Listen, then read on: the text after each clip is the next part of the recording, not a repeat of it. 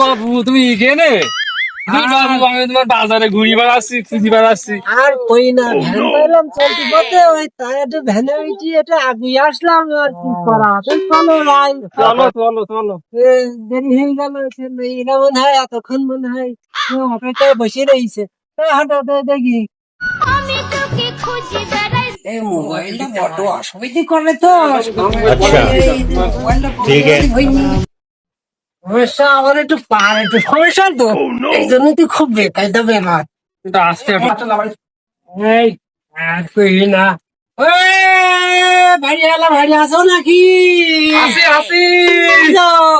আইসেন নাই ঘটক সাহেব? হ্যাঁ ঘটক সাহেব, আসু আসু। এত দেরি হয়ে গেল কেন?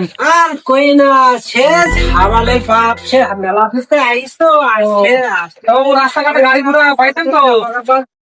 ওরা সমস্যা বুঝি তো দেরি হয়ে গেল। আচ্ছা আচ্ছা, ওনার ভিতরে চলেন, আর বসি কথা হবেন। তা নাস্তা পানি তো হয়ে গেল। আচ্ছা, তা মাইনে এসে তাহলে হ্যাঁ মেয়ে আসবে, একটু বুঝাচ্ছে তো, তা ডাকতেছি।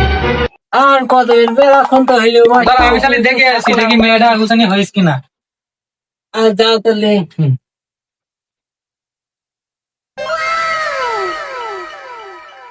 এই খোকা, আলোগুলো কোনে মারতেছি? আব্বা মাইয়া আমার পছন্দ হয়ে গেল আব্বা।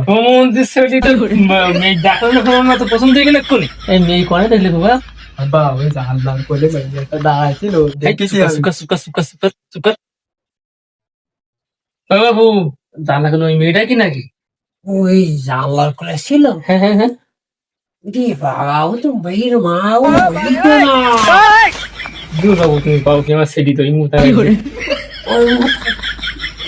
ওর নাকি ও তো মাইনা মেয়ের বাবা, বুঝে তাহলে মেয়ে কি আর কিছু কথা আছে তো। কথা ওই দিন টিন ঠিক করলেন না, যে জানালেন না কিছু? ও জানা মানে সাবালের করবে, বাড়ি গিয়ে একটু পরামর্শ করবে, করি তারপরে দিনখান ঠিক হবে। সাবালের একটু মোটামুটি বিষয় আছে, আমার বাড়ির পরামর্শের একটু প্রয়োজন আছে।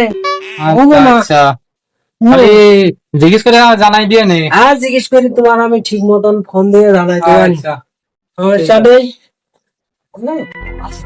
দেখে নি তাহলে। হ্যাঁ, দেখাও। থামো তাহলে। হ্যাঁ, গেলাম। আচ্ছা আচ্ছা।